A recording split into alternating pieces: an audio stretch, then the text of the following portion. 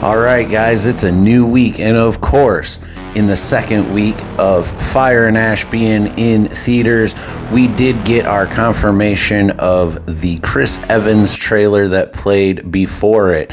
And now, without fail, I was a day off on when we would get this, but now, breaking here Monday night, we've got the visuals to go with the leaked audio from last week's Thor trailer, and it is all but confirming what the speculation has been running around online all weekend long.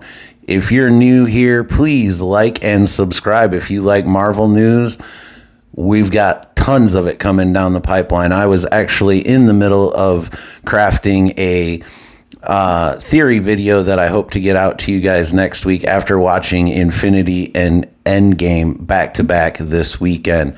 But let's get into this trailer. It is confirmed that we are getting the short hair Thor, and all the prayer talk of last week from that audio has been confirmed as well.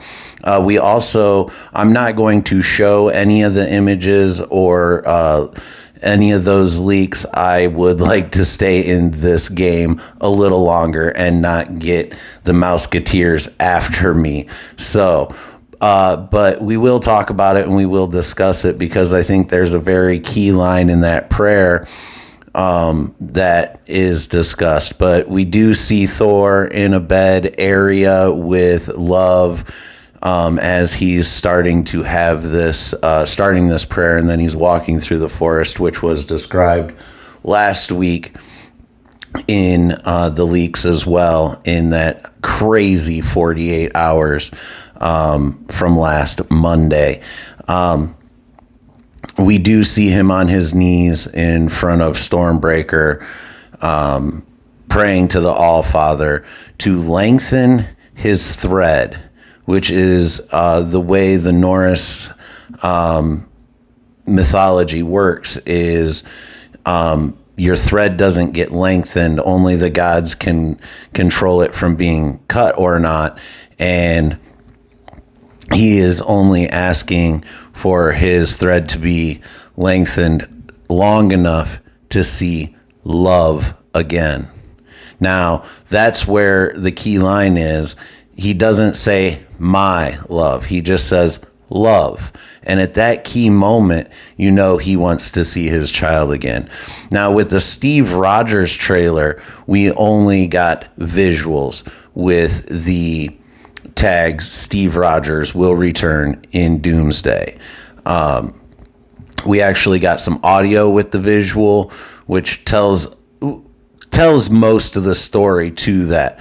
Again, after seeing these visuals online, you can seek them out there everywhere on social media. You're probably going to bump into them if you're a big Marvel nerd like myself. But once you get into that, you can see that these are being treated as post-credit scenes. And I stick with my theory that these may be added to that re-release of Endgame coming out in September, just months before Doomsday drops in theaters. We are full on in active marketing mode. The Agbo Studios even started their marketing for the movie as well this past week. So it's going to be interesting. How soon before we get another trailer for Avengers Doomsday?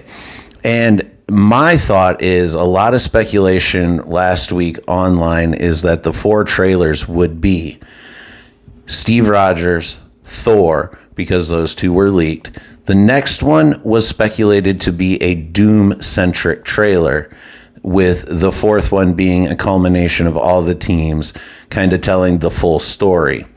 I'm not so sure that Marvel is going to let Doom be fully revealed in a trailer like that, number 3.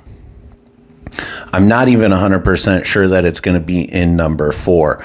I think these are going to be the other setups that children that we need to be looking at, because we've already seen Doctor Doom with Franklin Richards in the post-credit scene for Fantastic Four.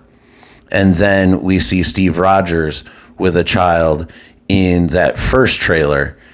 And now we hear the prayer that Thor is praying to the All-Father Odin to see his love again.